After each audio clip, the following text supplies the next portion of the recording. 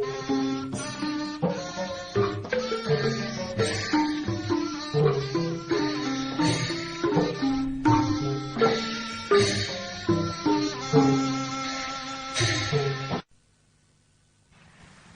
ူလာပြည့်ကျော်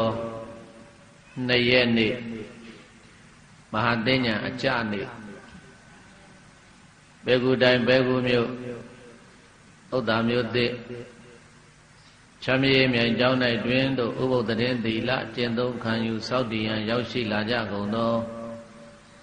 မျိုးကောင်းသားမျိုးကောင်းသမီးပေါင်းသူတော်ကောင်းတို့အားဓမ္မဒါနအမတဒါနအနေအဖြင့်ပေးလူဟောကြားအပ်သည့်အရိမေတ္တေယဗုဒ္ဓဝင်တရားတော်ဗဒ္ဒကဘာမှာနောက်ဆုံးပွင့်တော်မူမဲ့အရိမေတ္တေယမြတ်စွာဘုရားရဲ့အကြောင်းအရာကိုဒီနေ့တရားချေခင်စိတ်ကောင်းဝင်တဲ့သူတော်စင်တို့အားဘုန်းကြီးတို့ပြောပြမှာဖြစ်ပါတယ်အဲ့ဒီတရားတကူဘုန်းကြီးတို့မြမမှုလေးပြုပြီးတော့ပေးထားတဲ့တရားကောင်းစဉ်လေးကကောင်းဖီးထားမှပန်လို့ရတဲ့ဗတရားတဲ့လေဘုရား၅စုကိုပန်းပွင့်၅ပွင့်နဲ့ပမာထားပြီးတော့၄စုသောဘုရားတွေကတော့ပွင့်သွားကုန်ပြီတဆူသောဘုရားကြာမာသေးတယ်အဲ့ဒီကြံတဲ့တဆူသောဘုရားကိုပန်းနဲ့တင်စားပြီးတော့လောကအမျိုးသမီးများဟာပန်းပန်းနဲ့ဆိုတာခေါင်းကိုတေတေတတ်တဖိလိမ့်ပြင်ဆင်ပြီးတော့မှပန်းမွင့်လေးကိုနောက်ဆုံးတင်ပြီးတော့ပန်းတယ်လို့ဗဒ္ဒကဘာကြီးမှာလည်းနောက်ဆုံးပွင့်တော်မူမဲ့အရိမေတ္တေယမြတ်စွာဘုရားတည်းဟူသောပန်းကိုပန်းမြင်လို့ရှိရင်ခေါင်းဖီးထားရမယ်ဆိုတဲ့အဓိပ္ပာယ်ကိုဆောင်းပြီးတော့ခေါင်းဖီးထားမှပန်းလို့ရလို့အမည်ပေးထားတယ်အရိမေတ္တေယဗုဒ္ဓဝင်အကြောင်းအရာကိုဟောကြားမည်ဖြစ်လေသောကြောင့်တရားမောကြားသိမိတရားမနာကြားသိမိမှာတရားပိုင်ရှင်ဖြစ်တော်မူတဲ့ဘုန်းတော်6ပါးသခင်သဗ္ဗညုဘုရားရှင်ကိုရောမြတ်ကြီးကိုယောတေသောလုံးချီမိုးရှိခိုး၍ဓမ္မသဘင်စတင်ဖွင့်ကြရအောင်အလုံးပရိသတ်ပေါင်းသူတော်ကောင်းတို့ကလက်အုပ်ချီပြီးတော့ဘုရားရှင်ကိုရောမြတ်ရဲ့ဂုဏ်လေးကိုအာယုံပြုနေပါဘုန်းကြီးကဓမ္မသနပလင်ဌာနကနေပြီးတော့ဘုရားရှင်ကိုရောမြတ်အားခြေကျိုးကိုရောမှုသောအတ္တနမေကာရဘုရားရှိခိုးဖြင့်ဘုရားရှိခိုးမှုသော၍ဓမ္မသဘင်စတင်ဖွင့်ကြရအောင်မန္တေတန္တိပဒသဗ္ဗကေတောဗုဒ္ဓရူပကံအာနုဘာဝတတေတန္တိတာဟံနမမိတာရတံမန္တေဘောရိညောင်ရွှေရောင်မဲခေဟုအောင်မြင်တင်ဆံပလင်န၌တဏိပဒာချိန်ခါပချိန်ခါကြ၍လူပြည်နတ်ပြည်နဂါပြည်ကလုံးပြည်တို့မှစုံညီကြွရောက်တော်မူလာကြကုန်သောသဗ္ဗဓာတုယောအစင်းတော်မျိုးမျိုးတကိုးတော်ထွေထွေကျက်တည်းအနန္တပမာဏသုံးသွဲအရွယ်တော်စာစာဓာတ်တော်ပေါင်းအများတို့သည်ဗုဒ္ဓရူပကံပွင့်တော်မူစားကရူပပုံဟံ32တန်းသောလက္ခဏာတော်ပေါ်ပေါ်လွင်လွင်ထင်းထင်းရှားရှားဘုရားရှင်ကိုရောမြတ်ကြီးရဲ့အသွင်တော်ကိုဂေတဝံတဆုကောယောနမူပေါ်အောင်ယူတော်မူကြကုန်ပြီ၍အနုဘာဝတောက်ပြောင်ထိန်ထိန်6ယောက်ရှိန်တို့ဖြင့်ဂုံသိမ်ကိုမျိုးတကိုယ်တော်မြတ်အထူးကိုတတေတန္တိသဘောအနဲ့ဓမ္မစက်တို့ကိုဟောမြခပြတော်မူသဖြင့်မြိုင်မြိုင်ဆိုင်ဆိုင်ကိုမျိုးလည်းအထူးသဖြင့်လှလှပပဖူးခွင့်ရအောင်လွတ်ထွက်၍ပြတော်မူကုန်လတံတံဗုဒ္ဓရူပကံနောက်အနာကရောင်ဝါလျက်သဖြင့်ယုတ်တာပေါင်းစီဓာတ်ပေါင်းစုံကိုရောမြတ်ကြီးကိုသ တာရတံ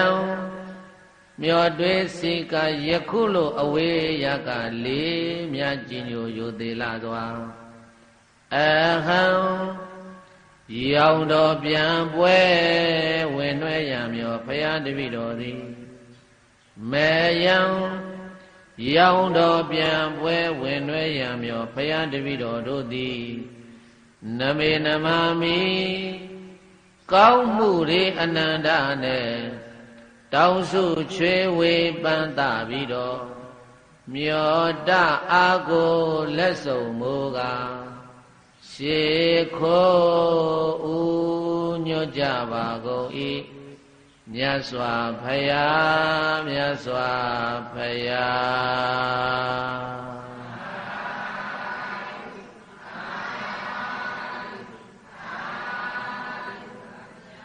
ဆိုလိုက်ပါစัจ java လာအနန္တ၌လုံးစုံခတ်သိမ့်တတ္တဝါတွေကိုမတန်တံပူပန်ဆွဲတဲ့ကိုဆင်းရဲလဲကင်ပါစေဘေးအတန်တံယံခံသိမ့်တို့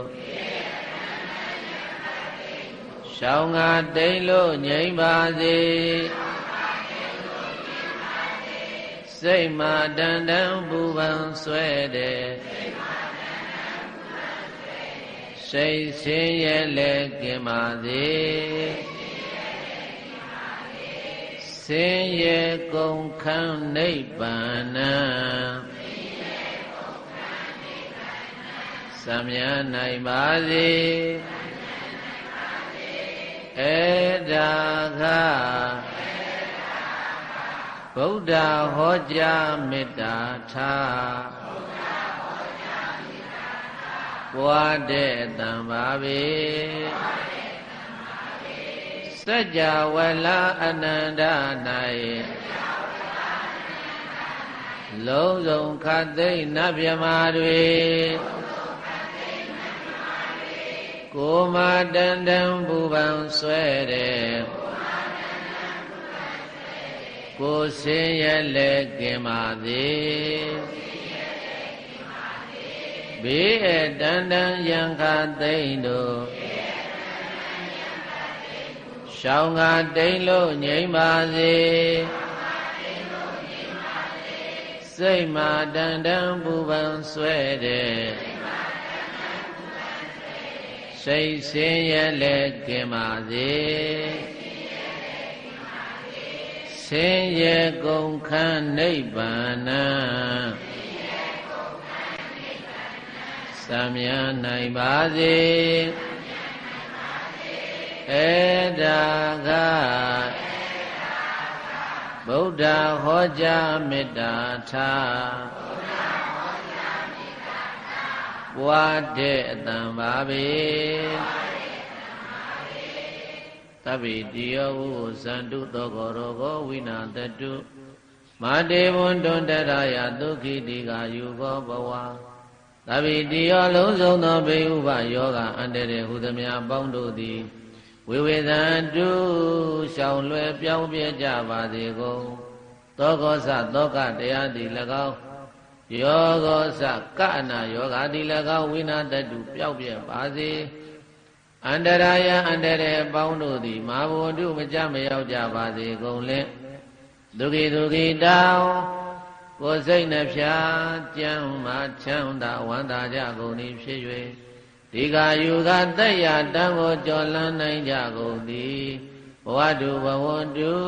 ကောင်းစွာမသွေဖြစ်နိုင်ကြပါစေကုန်သတည်း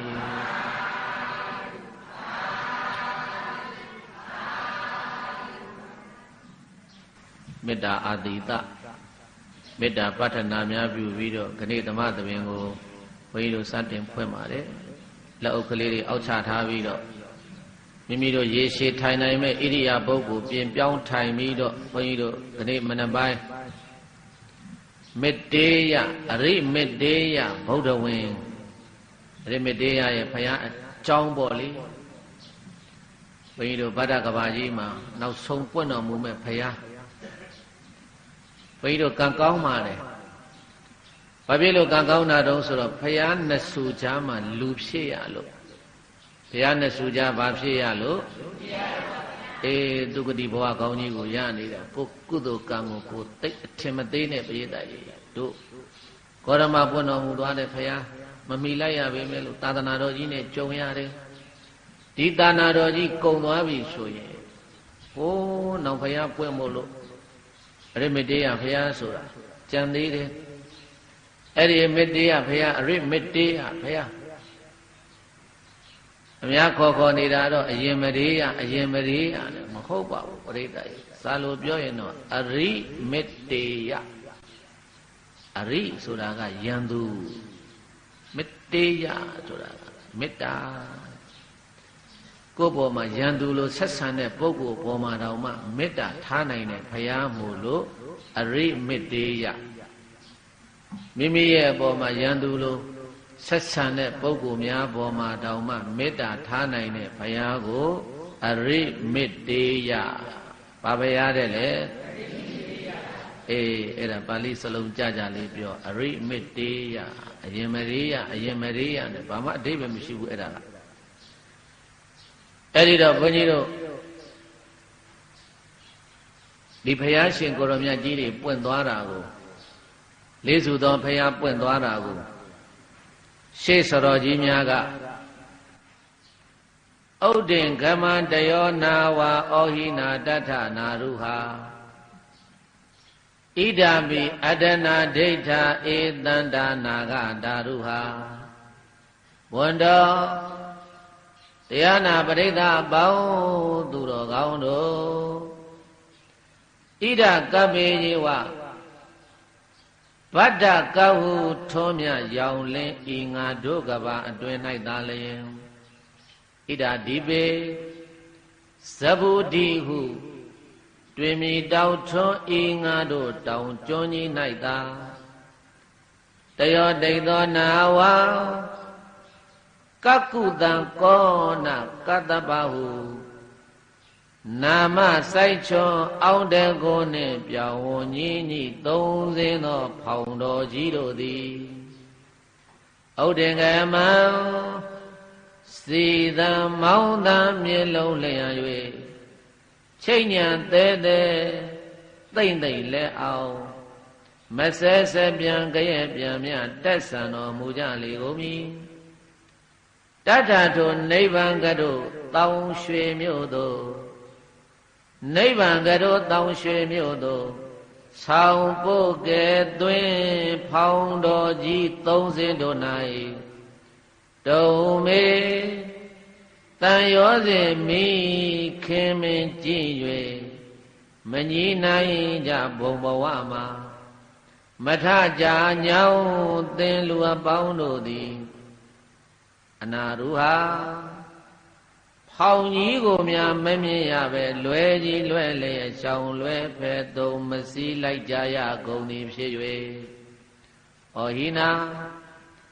အိုလာသေးလာတဖွာဖွာနှင့်ရှေလျာမစုံမိမတုံးမဲ့တခုတ်ခုတ်တောင်ဘေးကြီးရောက်၍ထွက်ပေါင်းမရကြံရစ်၍နေကြရလေကုန်မည်ဣဒာပိငါတို့ဖယားထင်အရှားပင်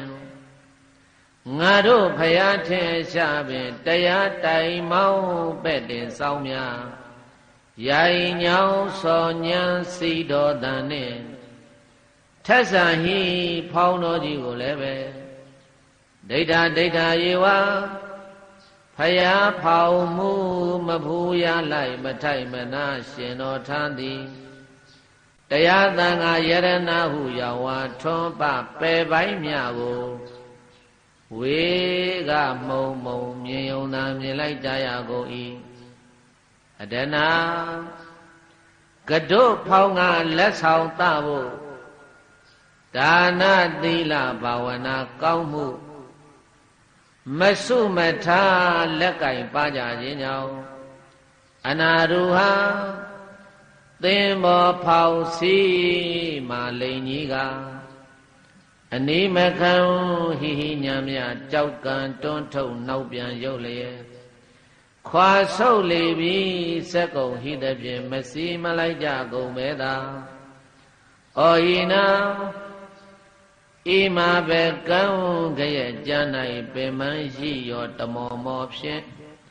ဟေဩညီတကြံရ၍နေကြရလေကုန်ပြီအနာဂတေမိတေများစွာများမကြမီဆန်းလာလူနီးဖောင်တော်ကြီး၌အရုဟာအရုံလာယအမြန်ခုံကူဖောင်တော်ဥကစူးစူးမြိုင်မြိုင်လက်ဥထိုင်၍စီးနိုင်ကြပါစေခြင်းကြိုးငါတုံမေတန္တရာဘွယ်ကြံတစ်ဖက်ကံတို့ထွက်လန်းလို့ညောင်းသင်သူတော်ကောင်းတို့သည်ဧတံတုကတုဖောင်းကလက်ဆောင်သဖို့ဒါနသီလဘာဝနာကြီးကိုကတုဖောင်းကလက်ဆောင်သဖို့စာကသီတိဒါနသီလဆိုတဲ့ဘာဝနာကြီးကိုအပြည့်ခုကဩရှာမိ၍နေကြရကုန်ရာတည်း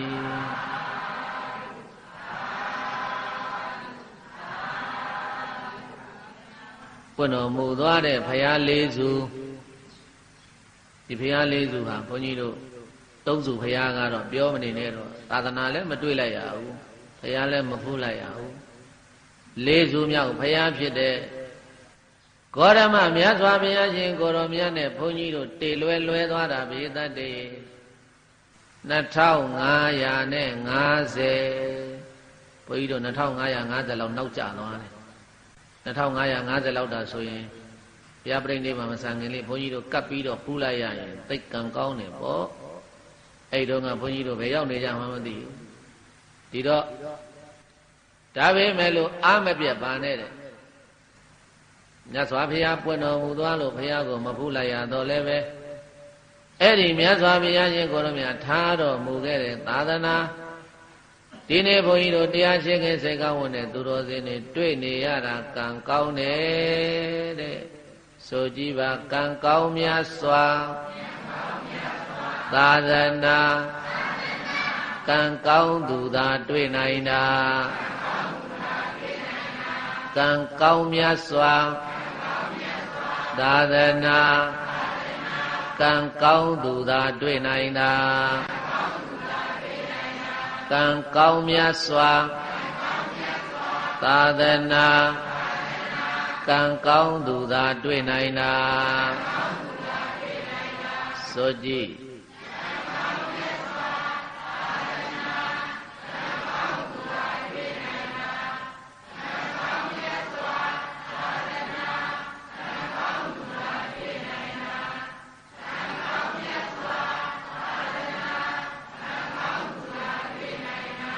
ဘုန်းတော်ကံတော်ဉာဏ်တော်အလွန်တရာကောင်းမြတ်တော်မူသောအလွန်တရာကြီးမြတ်တော်မူသောမြတ်စွာဘုရားရှင်ကိုယ်တော်မြတ်ကြီးရဲ့သာသနာတော်ကြီးကိုကံကောင်းတဲ့သူတွေဒါတွေ့နိုင်တယ်တဲ့အဲ့တော့ဘုန်းကြီးတို့ပြည်သားဘုန်းတော်ကောင်းတို့ကံဆိုးနေသလားကံကောင်းနေသလားအေးအတိတ်ကံကကောင်းတဲ့အလုပ်တွေကိုလုပ်ခဲ့လို့အခုဘဝမှာလည်းပဲကောင်းတဲ့သာသနာတော်ကြီးနဲ့တွေ့လို့တို့ဟာအတိတ်ကကံကောင်းနေအများကြီးစုဆောင်းခဲ့တာပဲအေးအဲ့ဒီတော့ကောင်းနေတဲ့ကံတွေကိုတစ်စင်းနဲ့တစ်စင်းမြင်ပြီးတော့ကောင်းတဲ့ကံတွေပဲဆက်ပြီးတော့သွားမယ်ဆိုရင်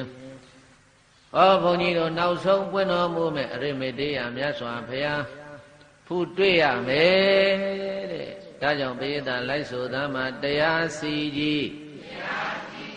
ယွန်းစောတိမိဟိဘဝတိုင်တရားစီကြီးယွန်းစောတိမိဟိဘဝတိုင်ကိလေသာနာပိတ်၍ထားတို့များမကြားနိုင်ကိလေသာနာပိတ်၍ထားတို့များမကြားနိုင်မကြားပြီးသော ပန်းရီယောဟေအော်ညီ၍မိုင်မကြာပြီသောပန်းရီယောဟေအော်ညီ၍မိုင်သုံးစဉ်ဖောင်တော်လွယ်ဖဲကြောတို့တော်ပန်းလို့ကြံခဲ့ပြီသုံးစဉ်ဖောင်တော်လွယ်ဖဲကြောတို့တော်ပန်းလို့ကြံခဲ့ပြီကျုံစေဖောင်ကြီးပဲ့အမီခိုစီနိုင်မှသင်ကြမည်ကျုံစေဖောင်ကြီးပဲ့အမီခိုစီနိုင်မှသင်ကြမည်မေတ္တေဖောင်တော်အသင့်မျောဥတော်ခံကစီဖို့ဤမေတ္တေဖောင်တော်အသင့်မျောဥတော်ခံကစီဖို့ဤကတုဖောင်ကရိတ်ခါလှစုမဆောင်မတော်ကြမည်ကတုဖောင်ကလက်ဆောင်သာစုမဆောင်မတော်ကြမည်ဒါကြောင့်ဒီဓမ္မကဗျာလေးတွေကိုဘုန်းကြီးတို့ပြည်သားဘုန်းတော်ကောင်းတို့ကိုညာလေးနဲ့ကိုဆင်ញင်ကြည့်ပြီးတော့ဩဘုရားဆုစုတရားစီကြီးရိုက်စော်တီးပြီးတော့တတ္တဝဝိနည်းတွေကိုသစ္စာတရားတွေဟောသွားတာငါတို့ဘာဖြစ်လို့ပါမသွားတာတော့ဆိုရင်ကိလေသာနာပိတ်၍ထတို့များမကြနိုင်တဲ့ဘုန်းကြီးတို့အဲ့ဒီဘုရားတွေပွင့်တော့ကဘုန်းကြီးတို့နားတွေကကိလေသာတွေနဲ့ပိတ်ဆို့ပြီးတော့ထားတော့ပွင့်တော်မူသွားတဲ့ဘုရားရှင်ကိုရောမြတ်ကြီးတို့ရဲ့တရားစီမောင်းတန်နေဘုန်းကြီးတို့မကြားခဲ့ရဘူးတဲ့ဘာဖြစ်လို့မကြားခဲ့ရတာတော့ဆိုနားပိတ်ထားလို့ဘာဖြစ်လို့မကြဘာတွေနဲ့ပိတ်ဆို့ထားတုံးဆိုတော့လောဘဒေါသမောဟမာနရာဂဆိုတဲ့ကိလေသာတွေနဲ့ပိတ်ထားလို့ဘာတွေနဲ့ပိတ်ထားဒါကြောင့်မို့လို့ကိလေသာနာပိတ်၍ထတို့များမကြနိုင်မကြပြီသောပန်းဤရောဟေအော်ညီ၍မှိုင်ဘုရားဟောတဲ့သစ္စာတရားတွေတို့မကြတဲ့အခါကျတော့သန္တနာထဲမှာကျင်းပြီးတော့သွားတာပင်မလိုက်တာလူဘဝရောက်လဲလူဒုက္ခခွေးဘဝရောက်လဲခွေးဒုက္ခဒုက္ခတွေမျိုးမျိုးနဲ့ခန္ဓာဝန်တာရည်သမီးစီဝါရေးအိမ်အောင်ရေးတာဝန်တွေထမ်းပြီးတော့လူလဲပန်းလာပြီတဲ့ရည်ရောနေပြီတခါလဲတရက်တီးများငပြောတီးများပိဋကရည်ရောနေရင်စားလို့ကောင်းသေးလားအဲ့ဒီလိုဖြစ်နေပြီတို့ဘဝဟာလည်းပဲဒါကြောင့်မကြပြီသောပန်းဤရောဟေအော်ညီ၍မှိုင်သုံးစဉ်ဖောင်တော်လွယ်ဖဲကြောတို့တော်ပန်းလို့ကြံခဲ့ပြီကျုံစေဖောင်ကြီးပဲ့အမိခိုစီနိုင်မှသင်ကြမည်ကျုံနေတဲ့ဖောင်ကြီးကိုကျုံနေတဲ့ဖောင်ဆိုတာယခုဂေါရမမြတ်စွာဘုရားရဲ့သာနာတော်ကြီးကိုပြောတာဒါပေမဲ့လို့ဘုန်းကြီးတို့စီးရမှာကဥခန်းကမဟုတ်ဘူးဘေးသက်တွေနောက်မီးကဘယ်ကစီးရမှာလဲဖောင်ကြီးရဲ့အလျားကဥပမာလေးဘုန်းကြီးတို့ပြေးလိုက်ကြတော့ဖောင်ကြီးရဲ့အလျားကဘယ်လောက်ရှိတော့အလျားက9000ရှိတာဘယ်လောက်ရှိလဲ9000 9တောင်မဟုတ်ဘူး9000အဲ့ဒီ9000ကအခု2500နဲ့50ဆိုတော့ဘုန်းကြီးတို့ရှေ့ပိုင်းကိုမမီလိုက်ရတော့နောက်ပိုင်းအမီးပိုင်းလေးပဲကြံတော့တဝက်ကျိုးသွားပြီတဝက်ကျိုးတဲ့ပြင်ကို50တောင်လွန်နေပြီအဲ့တော့ဘုန်းကြီးတို့ကြုံနေရတာကဘေးသက်တေဥကံလားပဲ့ကံလားမိယုံနေလေးမိလိုက်ရတာတခါတည်းဒါကြောင့်မို့လို့ကြုံတဲ့ဖောင်ကြီးပဲ့အမီခိုစီနိုင်မှသင်ညာမီပါရမီတွေပြည့်လို့ကိုကလည်း ဒါနသီလဘာဝနာကုသိုလ်ကံတွေများများအထောက်ထားလို့ဒီဘဝမှာမဉ္ဇဉ်ဘုံညာနိဗ္ဗာန်ကိုရနိုင်မဲ့ပုဂ္ဂိုလ်ဆိုရင်လည်းပဲလိုက်သွားပါတော့အဲ့ဒီဖောင်တော်ကြီးရဲ့အမိကိုကင်ဆွဲပြီးတော့လိုက်သွားပါတော့အဲ့ဒီလိုမှမဟုတ်ဘူးဆိုရင်မေတ္တေဖောင်တော်အသိမြောဥတော်ခန်းကစီးဖို့ရည်တဲ့အဲ့ဒီဖောင်တော်ကြီးနဲ့ဂေါရမမြတ်စွာဘုရားရှင်ကိုရောမြတ်ရဲ့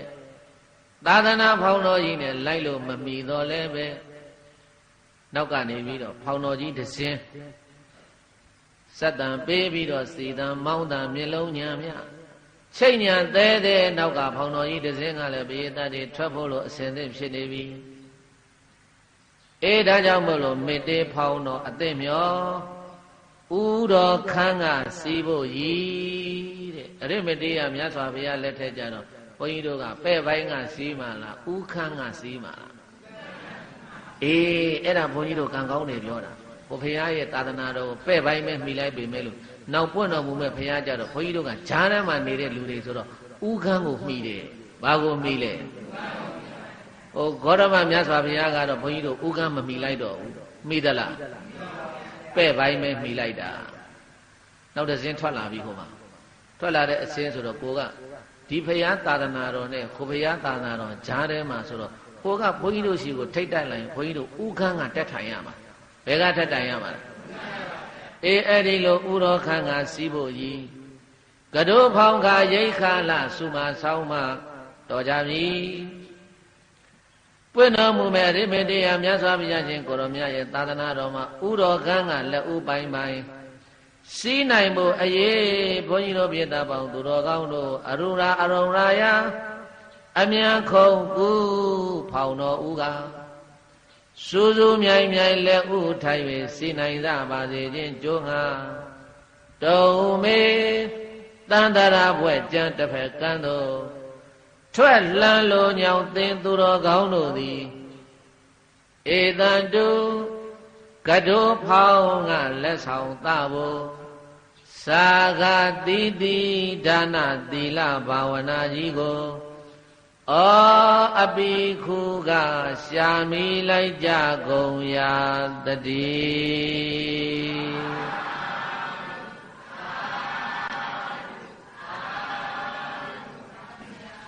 ဘုန်းကြီးတို့ဘုရားတွေတဲကြကြောင်းလေးစောက်တာယဟန်နေခမ်းညရှင်နေပြုကြနဲ့ဒါနကုသိုလ်ကောင်းမှုတွေလုပ်နေတယ်ဆိုတာပေတတ်တယ်ဘာလုပ်နေတာလို့ဆိုရင်လက်မှတ်ဖြတ်နေတာဘာလုပ်နေတာလဲဖောင်တော်ဦးက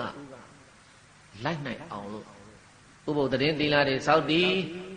ဝိပဿနာသမထဘာဝနာကမ္မထတရားတွေကြိုးစားပွားများအားထုတ်နေကြတယ်ဆိုတာကိုအပေးတာ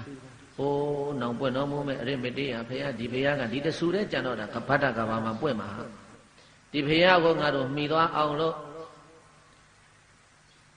ဒါနသီလဘာဝနာကုသိုလ်ကောင်းမှုတွေလုပ်နေတာလက်မှတ်ဖြတ်နေတာလို့ကိုစီးမဲ့လက်မှတ်ကိုဖြတ်ကိုနေရာကိုတတ်မှသူများတတ်မှတ်ပေးလို့ရတာမဟုတ်ဘူးဘယ်ခန်းကလိုက်မယ်ဥခန်းကလိုက်မလားအလဲပိုင်းကလိုက်မလားနောက်ဆုံးအမီးပိုင်းကပဲခိုစီးမလားဆိုတာကတော့ကိုစီးမဲ့နေရာကိုကကိုဆုံးဖြတ်လောကခရီးဘုန်းကြီးတို့ပြောမယ်လောကခရီးသွားတာတော့မှဟိုးငါရိုးရိုးပါစင်ကျကားနဲ့လိုက်မယ်သို့မဟုတ် expert မှန်လုံးကားကြီးနဲ့လိုက်မယ်သို့မဟုတ်ကိုပိုင်ကားနဲ့သွားမယ်ကားတော်မှ3-4ဆင့်ရှိသလိုပေါ့ပါစင်ကျကားနဲ့လိုက်တော့တိုးတိုးခွေခွေကြကြတိတ်တိတ် expert ကားနဲ့လိုက်တော့နည်းနည်းတော်သေးတယ်အဲအကွန်လေးပါလေးနဲ့ချောင်းချောင်းချီချီကိုပိုင်ကားနဲ့သွားရင်တော့ပြောမနေနဲ့တော့ပေါ့တိတ်ချမ်းသာတယ်ပေါ့ဒါပြောနေတာဒီတိုင်းပဲတို့နောက်ပွင့်တော်မူမဲ့အရိမတေယမြတ်စွာဘုရားသာသနာတော်မှာငါတို့ဘယ်ကနေထိုင်စီမလဲဥကန်းကပဲထိုင်စီမလားအလဲကောင်ကပဲထိုင်စီမလားသို့မဟုတ်အမိပိုင်းကပဲခိုးပြီးတော့လိုက်သွားမှာလားဆိုတာကတော့အဲ့ဒါကိုယ့်ပေါ်မှာကိုယ်မူတည်ပါလေကိုယ်မှာဒါနအင်အားတွေအများကြီးရှိထားမယ်သီလအင်အားတွေအများကြီးရှိထားမယ်ဝိပဿနာသမထဘာဝနာအင်အားတွေအများကြီးရှိထားမယ်ဆိုရင်ဥကန်းကထိုင်ပြီးတော့လိုက်ရမယ်ဒါကြောင့်မို့လို့ပွင့်တော်မူမဲ့အရိမတေယမြတ်စွာဘုရားရဲ့ဗုဒ္ဓံရဲ့အကြောင်းအရာကိုဘုန်းကြီးတို့ပြည်သားပေါင်းသူတော်ကောင်းတို့နားလည်ထားမှဒီအရိမတေယမြတ်စွာဘုရားကို မြဝါထင်တင်ဖူးမြင်ခြင်းရင်ဘုရားတပည့်တော်တို့ဘယ်လိုကုသိုလ်ကောင်းမှုတွေလုပ်ရပါမလဲဘုရားလို့မေးလိုက်ရင်ဒီတရားလေးကိုနာကြားပြီးတော့မှလေမတေးရဘုရားဖူးဖို့လို့ဒီကုသိုလ်ကောင်းမှုတွေမလုပ်ရသေးဘူးဆိုရင်လည်းပဲအဲ့ဒါကြိုးစားပြီးတော့လုပ်ဖို့လို့တိုက်တွန်းပါတယ်အဲ့ဒီတော့အဲ့မေတ္တရာဗုဒ္ဓဝင်တရားတော်ကိုဘုရားရှင်ကိုရောမြတ်ဗမာဟောတော်မူတော့ဆိုရင်ကပိလဝတ္ထုနေပြီတော့တဲ့ဧကံသမယံဘဂဝါကပိလဝတ္ထုသမိန်နိဇောဒရာမေဝိဟရတိဧကံသမယံခါတပါးစီတော်ကဘဂဝါဘုန်းတော်6ပါးတခင်သဗ္ဗညုဘုရားရှင်ကိုရောမြတ်ကြီးသည်ကပိလဝတ္ထုသမိန်ဖွာတော်မူရာဌာနဖြစ်ပေသောကပိလိုလို့ခေါ်တဲ့နေပြည်တော်၌နိဇောဒရာမေနိဇောရာယုံเจ้าမှာဝိဟရတိယပဒလေးလေးဖြင့်မြတ်ကြီးရွှင်ပြုံးတည်သုံးငါစံပေတော်မူခဲ့ပါပေတည်း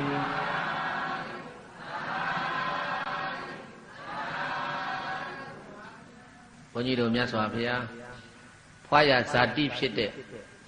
ကပိလဝနေပြီးတော့နိဇောဓာယုံเจ้าမှာမြတ်စွာဘုရားသတင်းသုံးနေတော့မြတ်စွာဘုရားရဲ့မိတွေးတော်ဖြစ်တဲ့မဟာပဇာပတိလို့ခေါ်တဲ့မိတွေးတော်ဂေါရမီအဲ့ဒီမိတွေးတော်ဂေါရမီကြီးဟာရွှေဖြင်းအိုးကြီးထဲမှာဖြင်းအိုး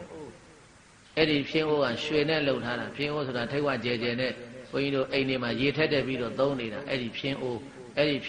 ရွှေနဲ့လှုပ်တဲ့ဖြင်းအိုးကြီးအဲ့ဒီရွှေနဲ့လှုပ်တဲ့ရွှေဖြင်းအိုးထဲမှာရွှေတွေကိုအမှုံလုံးရွှေမုံလုံးဆိုတော့ဘုန်းကြီးတို့ပြေတာအခုဖရားတွေပါလေရွှေချတဲ့ရွှေဆက်ကူပေါ့အဲ့ဒီရွှေဆက်ကူကဒါရွှေပြားကိုခတ်ထားတာပဲအေးမြေကြီးတွေအဲ့ဒီဖြင်းအိုးကြီးတွေကိုထက်ရွှေမုံတွေထက်ပြီးတော့မြေနဲ့ရွှေမုံတွေနဲ့ရောပြီးတော့အဲ့ဒီထဲကိုဗာမျိုးစေ့တွေချတော့ဆိုတော့ဝါစေ့တွေဗာစေ့လေဝါစေ့တွေချပြီးတော့ဖြင်းအိုးကြီးတွေထဲမှာတခါတည်းဝါပင်တွေဝါစေ့တွေပြိုးထားတာပြည့်တိုက်ဖြင်းအိုးတစ်လုံးမှာရွှေတွေထက်မြေကြီးတွေထက်ရွှေမုံတွေထက်မြေကြီးတွေထက်အဲ့ဒီလိုတခါတည်းဝါစေ့တွေစိုက်ပြီးတော့ပြိုးထားတာအများကြီးပဲကပိလို့ရွှေနန်းတော်မှာအဲ့ဒီတော့ပေါက်လာတဲ့အခါကျတော့ဘာပင်တွေပေါက်တုံးဆိုတော့ရွှေဝါရောင်အစင်းရှိတဲ့ရွှေဝါပင်တွေပေါက်လာတယ်အဲ့ဒီမျိုးစေ့တွေကိုကျဲစဉ်ကာလမှာလည်းပဲမဟာပဇာပတိမိတွေတော်ဂေါတမီကြီးကဒိဋ္ဌံနဲ့ကျဲတာငါသားတော်ဘုရားကိုငါရွှေသင်္ကန်းလူမလို့ဒါကြောင့်မို့လို့ငါကျဲချလိုက်သောမျိုးစေ့တွေဟာဝါပင်တွေဟာလည်းပဲရွှေရောင်အစင်းရှိတဲ့ဝါဝင်းနဲ့ရွှေဝါပင်တွေပဲပေါက်ပါစေလို့အဲ့ဒီလိုဒိဋ္ဌံပြီးတော့ကျဲလိုက်တာပရိသတ်ရေပေါက်လာတဲ့အခါကျတော့ဝါပွင့်တွေဟာမဟာလေကားပွင့်နဲ့တူတယ်တဲ့ဝါသီးတွေကတော့မြတ်အစင်းနဲ့တူတယ်တဲ့အဲ့ဒီဝါသီးတွေကိုရွှေလင်ပန်းနဲ့ကောက်တို့လိုတောင်းစုပ်ပလုံးစုပ်နဲ့ကောက်တာမဟုတ်ဘူးမြတ်စွာဘုရားကမွန်မြတ်သင်္ကန်းလူမှာအဲ့ဒါတကားတဲ့ရွှေလင်ပန်းနဲ့ကောက်ယူပြီးတဲ့ခါကျတော့ပရိသတ်ကြီးဝါကွန်းဖြစ်အောင်ကြိတ်ပေါ့ဝါကွန်းဖြစ်အောင်ကြိတ်လို့ပြီးတဲ့ခါကျတော့ရက်ကန်းစင်တွေစင်ရောရက်ကန်းစင်တွေကိုစင်တဲ့ခါကျတော့အဲ့ဒီရက်ကန်းစင်တွေကိုအမွေးနှသားတွေပက်ဖြန်းလူတွေကိုအဆောက်ရှောက်ထားသူကိုယ်တိုင်လည်းပဲ10ပါးသီလခံယူဆောက်တည်ပြီးတော့အဲ့ဒီမဟာပဇာပတိဂေါတမီထေမြို့သမီးကြီးဟာမဟာပဇာပတိမိတွေတော်ဂေါတမီကြီးဟာကိုယ်တိုင်ရက်ကန်းစင်မော်တက်လို့ရက်ကန်းခတ်တယ်ရက်ကန်းခတ်တဲ့အခါကျတော့ဘာလို့ဖို့တော့ဆိုရင်သင်္ကန်းလှူမလို့အဲ့ဒါသင်္ကန်းရက်တော်မူတာဘယ်နဲ့ထဲရတော့ဆိုရင်ပြေးသားရွှေသင်္ကန်းနှစ်ထဲရတယ်တဲ့ရွှေသင်္ကန်းဘယ်နဲ့ထဲနှစ်ထဲသောရွှေသင်္ကန်းတွေကိုဗရမ ्या ကျုပ်ဆိုတာဒီနေ့ခေတ်ဘုန်းကြီးတို့လက်ဘင်းထဲမှာဆွဲကြတာအရစ်ကလေးနဲ့တချို့ရှင်သေဝလိတွေဘာတွေဆောင်းဆောင်ပြီးတော့ထည့်ထားတာကျုပ်အဲ့ဒီကျုပ်မျိုးအကြီးစားကြီးအဲ့ဒီကျုပ်မျိုးအကြီးစားကိုဘာနဲ့လှုပ်တာတုံးဆိုဗရမ ्या နဲ့လှုပ်ထားတာအဲ့ဒီဗရမ ्या ကျုပ်ထဲမှာရွှေသင်္ကန်းနှစ်စုံကိုထည့်ပြီးတော့ကပိလို့ရွှေနန်းကမောင်းမမိတ်တချွေရသိမင်းတွေအကုန်လုံးအချမ်းအယံနဲ့မိတွေတော်ဂေါတမီကြီးကမြတ်စွာဘုရားတည်သုံးတဲ့နိဇောဓာယုံကျောင်းကိုရောက်လာတယ်တဲ့သင်္ကန်းကပ်မလို့ဗ ဘာကမလို့လဲသင်္ကန်းနဲ့ထဲယူလာမြတ်စွာဘုရားရှေ့ရောက်တဲ့အခါကျတော့မြတ်စွာဘုရားကိုသင်္ကန်းနဲ့ထဲလှူတယ်သာတော်ဘုရားမေတော်ကြီးကိုယ်တိုင်ရွှေဖြင်းအိုးကြီးထဲမှာရွှေတွေနဲ့ရွှေမုံတွေနဲ့မြေကြီးတွေနဲ့ရောဝါစစ်တွေကိုဒိဋ္ဌံပြီးတော့ကျဲလိုက်တာဗျာဟာတခါတည်းမဟာလီကအရှင်းရှိတဲ့ရွှေဝါခွန်းတွေကိုရလို့မေတော်ကြီးကိုယ်တိုင်ပဲရကန်းစင်ပေါ်တက်ပြီးတော့နသာရီမြပက်ဖြန်းပြီးတော့သီလမြခံယူဆောက်တည်ပြီးတော့ရက်လာတဲ့ရွှေသင်္ကန်းနဲ့စုံ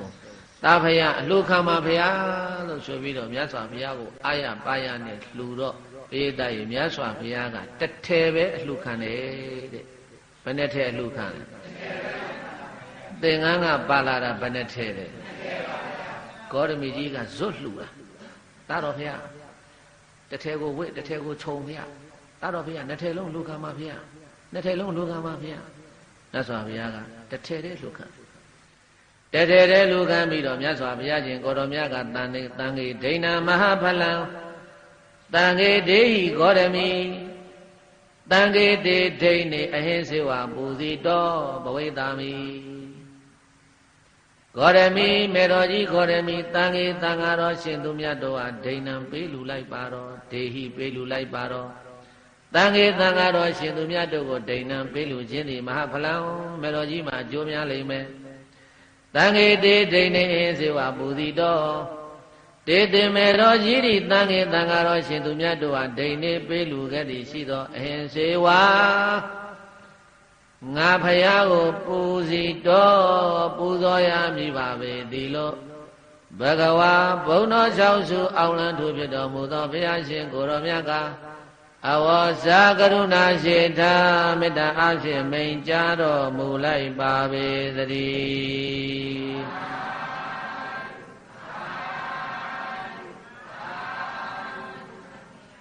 မေတော်ကြီးငါဘုရားကိုသင်္ကန်းတစ်ထည်လှူပြီးကျင့်တတ်တော့ကြံတဲ့တစ်ထည်သောသင်္ကန်းကိုတန်ခါကိုလှူလိုက်ပါတဲ့ဘယ်ကိုလှူခိုင်းလဲအေးတန်ခါကိုမေတော်ကြီးလှူရင်မေတော်ကြီးအကျိုးသိပ်များသွားမယ်ကျိုးကျေးဇူးတွေအများကြီးရမယ်တန်ခေဒိဏမဟာဖလံတန်ခါကိုလှူခြင်းတည်လည်းပဲငါဘုရားကိုလှူတာနဲ့တူတူပဲမေတော်ကြီးတန်ခါသွားလှူတန်ခါသွားလှူလို့အဲ့ဒီလိုမိန်တော်မူတော့မြတ်စွာဘုရားရဲ့အနားမှာအဲ့ဒီချိန်မှာတန်ခါပေါင်းဘယ်လောက်ရှိတော့ဆိုအပါ80ရှိတယ်ပြေးတိုင်းတန်ခါတော့အရေးအတွက်ဘယ်လောက်လဲတန်ခါလှူဆိုတော့ဘယ်တန်ခါကိုလှူရမှလည်းမသိဘူးတန်ခါတွေကအပါ80တောင်မှအဲ့ဒါနဲ့မေတော်ကြီးကသင်္ကန်းကြီးရွှေသင်္ကန်းကြီးကိုကိုင်းပြီးတော့တန်ခါတဒေမပါဗျာတပားမှထွက်ပြီးအလှမခံဘူးတန်ခါတဒေမပါဗျာတပည့်တော်တန်ခါကလှူပါတယ်ဗျာတန်ခါကိုလှူပါတယ်ဗျာအဲ့ဒီလိုအကျဉ်းချင်းအခါကပြောတော်လဲပဲဘယ်တန်ခါမှထွက်ပြီးတော့မေတော်ကြီးရဲ့လက်ထဲကသင်္ကန်းကိုအလှမခံရဲဘူးတဲ့ဘာဖြစ်လို့တုံးဆိုရင်မြတ်စွာဘုရားကလည်းဒီရွှေသင်္ကန်းကြီးကိုယုံနာမယ်အလှခံတဲ့ကိုယ်တော်ကလည်းဒီသင်္ကန်းကိုယုံနာမယ်ဆိုဘုရားနဲ့အတူတူလိုဖြစ်နေတယ်ဘုရားကလည်းရွှေသင်္ကန်းနဲ့ဒီကိုယ်တော်ကလည်းရွှေသင်္ကန်းနဲ့ဆိုလို့ရှိရင်မြတ်စွာဘုရားနဲ့တန်းတူလိုဖြစ်သွားမယ်ဒါကတစ်ချက်ပဲရတဲ့နောက်တစ်ချက်ကဘုရားရှင်တစ်ထဲကိုဝစ်ပြီးတော့တစ်ထဲကိုခြုံနာမယ်ဆိုလို့ရှိရင်အလွန်တရာကိုမြတ်စွာဘုရားနဲ့ဒီရွှေသင်္ကန်းနဲ့လိုက်ဖက်တော်မူလိမ့်မယ်တင့်တယ်တော်မူလိမ့်မယ်လို့အဲ့ဒီလိုနှလုံးသွင်းပြီးတော့ဘယ်တန်ခါကမှထပြီးတော့ရွှေသင်္ကန်းကိုအလှမခံရဲဘူးတဲ့အလှမခံဝတ်ဘူးတဲ့အဲ့ဒီအချိန်မှာအဇိတလို့အမည်ရတဲ့ယဟန်တစ်ပါးအဇိတလို့အမည်ရတဲ့ယဟန်တစ်ပါးကမြတ်စွာဘုရားသည်တန်ခါကိုလှူခိုင်းနေတာမေတော်ကြီးကိုကြိုးများစေခြင်းလို့လှူခိုင်းနေတာဖြစ်မယ်အေးဒီရွှေသင်္ကန်းတစ်ထည်ကိုငါအလှခံမယ်လို့ဆိုပြီးတော့သူ့ထက်သိက္ခာဂုဏ်ဝါကြီးတယ်ရှင်သာရိပုတ္တရာတို့ရှင်မမောက္ကလန်တို့ရှင်မကတ္တပတို့အရှင်အနုရုဒ္ဓတို့ယဟန္တာကြီးတွေလည်းအများကြီးရှိတယ်ဘုရားကြီးအဲ့ဒီလက်ဝဲရန်လက်ရရန်အက္ခတာဝကမဟာတာဝကကြီးတွေတပားမှအလှမခံရဲတဲ့သင်္ကန်းကိုအဇိတလို့အမည်ရယဟန်ကထွက်ပြီးတော့အဲ့ဒီမှာအလှခံတာအညတရယဟန်ကအလှခံတာ ဘာကိစ္စနဲ့ထပြီးတော့အလှခံတာတော့ဆိုရင်မေတော်ကြီးကိုကြိုးကျေးဇူးများအောင်လို့ထပြီးတော့သူလှခံလိုက်တာအဲ့ဒါကိုဘုန်းကြီးတို့ပြည်သားရဲ့ပုရုဇဉ်တန်ဃာတွေကလက်တို့ပြီးတော့တပားနဲ့တပားနဲ့ကဲ့ရဲ့ပြစ်တင်ကြတာဒီကိုယ်တော်ကလည်းကွာလူလေကြီးလို့သူ့ကိုယ်သူဆရာကြီးလို့ဘဲနဲ့ရှင်သာရိပုတ္တရာတို့ရှင်မမောက္ကလန်တို့ရှင်မကသဗ္ဗတို့တောင်ထပြီးတော့အလှမခံရတဲ့သင်္ကန်းကိုဒီအညတရတာမန်ယဟန်တစ်ပါးကဘာကိစ္စနဲ့အလှခံရတာလဲလို့တီတိုပြစ်တင်စကားတွေပြောဆိုနေတော့မှမြတ်စွာဘုရားရှင်ကိုရောမြတ်ကသင်္ကန်းအလှရှင်ဖြစ်တဲ့မိတွေတော်ဂေါတမီကြီးနဲ့တန်ဃာတွေရဲ့တန်တရားကိုပယ်ဖြောက်ပါစေခြင်းအကျိုးငါတဲ့မြတ်စွာဘုရားကအဲ့ဒီမှာဘာထလှုပ်လိုက်တုံးလို့ဆိုတော့မြတ်စွာဘုရားရဲ့အနားမှာဘုရားကိုပြုစုစောက်ရှောက်နေတာညီတော်အာနန္ဒာဘယ်သူလဲပိယသရဲ့ညီတော်အာနန္ဒာကိုခေါ်လိုက်တယ်จิตအာနန္ဒာငါဘုရားကိုနမင်းကြီး၄ပါးဆက်တာထားတဲ့တပိတ်ဘုန်းကြီးတို့မြတ်စွာဘုရားဟိုလင်းလုံးမင်းအောက်မှာဘုရားဖြစ်တော်မူပြီးတော့9 ရက် 9 လ49 ရက်စံပယ်တော်မူနေစဉ်ကာလကမြတ်စွာဘုရားလင်းလုံးမင်းအောက်မှာတရင်သုံးနေတော့ဘုန်းကြီးတို့ဒီမြမပြည်သားဖြစ်တဲ့ဥက္ကလာပကသွားတာတပုတ်သားနဲ့ဗန္လိကကုံတဲ့ညီနောင်တို့မြတ်စွာဘုရားကိုဖူးတွေ့ရတဲ့အခါကျတော့မြတ်စွာဘုရားကိုအဲ့ဒီမှာပြားမုတ်ဆုပ်တွေကတ်တာကတ်တော့မြတ်စွာဘုရားလက်ထက်မှာတပိတ်မရှိဘူးတပိတ်မရှိတော့မြတ်စွာဘုရားလက်ထက်မှာတပိတ်တော်မရှိတော့ဘုရားကိုတပိတ်လှူဖို့လို့ဆိုပြီးတော့တတရထဝိရုံလကဝိရုဘကကုဝေဒဆိုတဲ့နမင်းကြီး၄ပါးကတပိတ်ကြီး၄လုံးကြောက်ညိုရောင်အစင်းကြီးတဲ့တပိတ်ကြီး၄လုံးကိုနမင်းကြီး၄ပါးကထမ်းပြီးတော့ယူလာတာဘုရားကတဆူတဲ့တပိတ်က၄လုံးဖြစ်နေတာအဲ့တော့မြတ်စွာဘုရားကကြိုက်သူ့တလုံးအလှခံရင်လည်းပဲဟိုနမင်းကြီးကစိတ်မကောင်းဖြစ်အောင်မယ်တတရထနမင်းကြီးတပိတ်ကိုလှခံရင်လည်းကုဝေဒနမင်းကြီးကစိတ်မကောင်းဖြစ်အောင်မယ်ကဲယူလာခဲ့ကွာဆိုပြီးတော့တပိတ်၄လုံးကိုမြတ်စွာဘုရားကဘယ်ဘက်လက်ဝါးပေါ်မှာတပိတ်၄လုံးလို့ထပ်တယ်ညာဘက်လက်ဝါးနဲ့တပိတ်တွေကိုဖိချလိုက်တာတပိတ်တစ်လုံးနဲ့ဖြစ်သွားတယ်အနာက၄ရစ်တဲ့အရစ်ဘယ်နှရစ်နဲ့လဲအနာ၄ရစ်နဲ့ကြောက်ညိုတပိတ်ကြီးတစ်လုံးဖြစ်သွားတာအဲ့ဒါကြောင့်အဲ့ဒီတပိတ်နဲ့တပုတ်သားနဲ့ဗန္လိကတော့ကုံတဲ့ညီနောင်တို့လှူတဲ့ပြားမုတ်ဆုပ်တွေကိုမြတ်စွာဘုရားကဖုံးပေးတာအဲ့ဒါဟိုလင်းလုံးမင်းအောက်မှာရထားတဲ့တပိတ်အဲ့ဒီတပိတ်ကိုမြတ်စွာဘုရားကတောင်းတဲ့จิตအာနန္ဒာငါဘုရားလက်တော်တဲ့တပိတ်ဆက်ကဆန်းဆိုတော့မှအဲ့ဒါညီတော်အာနန္ဒာကမြတ်စွာဘုရားလက်တော်တဲ့အနာလေးရနဲ့နမင်းကြီး၄ပါးလှူထားတဲ့တပိတ်ကြီးဆက်ကလိုက်တဲ့အခါကျတော့မှမြတ်စွာဘုရားကဒိဋ္ဌံပြီးတော့အဲ့ဒီကြောက်ညိုမြတ်တပိတ်တော်ကြီးကိုကောင်းကင်ကိုလွှတ်တင်လိုက်တယ်ဒီတပိတ်တော်ကြီးဒီကောင်းကင်ကိုပြန်တက်သွားစေဆိုတော့ပိယတာကြီးချက်လေရင်တဲ့ကိုမြန်တဲ့တပိတ်ကတခါတည်းဘုရားဒိဋ္ဌံပြီးလွှတ်လိုက်တယ်လက်ခဏတော့တပိတ်ပြောက်သွားရောဘယ်ရောက်တော့မှမသိတော့အဲ့ဒါနဲ့မြတ်စွာဘုရားရှင်ကိုရောမြတ်ကဏိကြောဓယုံကျောင်းတော်ကနေပြီးတော့ဒီတပိတ်ကြီးကိုစัจ java လာတိုက်အတွင်းကိုဒိဋ္ဌံနဲ့လွှတ်လိုက်တာတန်ခါအပ80ကြည်နေတာပြီးတဲ့အခါကျတော့မှဘုရားရှင်ကိုရောမြတ်ကမိန်တော်မူတဲ့ခြေသားတို့ငါဘုရားဒိဋ္ဌံပြီးတော့လွတ်လိုက်တဲ့အဲ့ဒီမြတ်တပိတ်ကိုယူနိုင်တဲ့ယဟန်ရှိရင်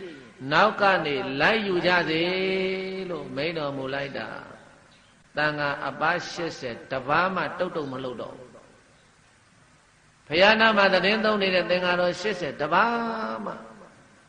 တပိတ်နောက်ကိုမလိုက်ကြဘူးဒီတော့မှမြတ်စွာဘုရားရှင်ကိုရောမြတ်ကအဇိတယဟန်ကိုခေါ်ပြီးတော့ခြေသားအဇိတငါဘုရားဒိဋ္ဌံပြီးတော့လွတ်လိုက်တဲ့မြတ်တပိတ်ကြီးကစัจ java လာအနန္တကိုရောက်သွားပြီအဲ့ဒါချက်သားသွားပြီးတော့ယူခဲ့ပါလို့ဘုရားရှင်ကိုရောမြတ်ကမိန့်တော်မူတော့အဲ့ဒီအစိတယဟန်ဟာမြတ်စွာဘုရားကိုရိုသေသွားရှ िख ိုးပြီးတော့ကောင်းကင်ကိုပြန်တက်သွားတာပိယသရေ9မိနစ်မကြာဘူးချက်ချင်းအဲ့ဒီတပိတ်ပြန်ရောက်လာတယ်လက်ထက်မှာပါလာတယ်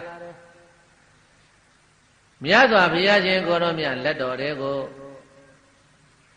မြတ်တပိတ်တော်ဆက်ကလှူဒန်းတော့မှအဇိတယဟန်ကိုဘေးကတန်ဃာတွေကစိတ်ဝင်စားလာတယ်ဟာဒီကိုတော့အညတရယဟန်တပန်းလို့အောင်းမိနေတာဒီကိုတော့ဟာအညတရယဟန်မှမဟုတ်ပဲနဲ့ဇံရထားတဲ့ယဟန်ပဲအဲ့တော့အဇိတယဟန်ကဘသူရဲ့သားတော်ဆိုရင်ဘုန်းကြီးတို့ပိယတာရဲ့အဇာတတမင်းနဲ့ကင်စနဒေဝီတို့ရဲ့သားတော်တဲ့အဇာတတရဲ့သားတဲ့ ဘုရဲ့သားလေဗိမိတာရမင်းကြီးရဲ့မြေးတော်ပဲစိတယဟန်က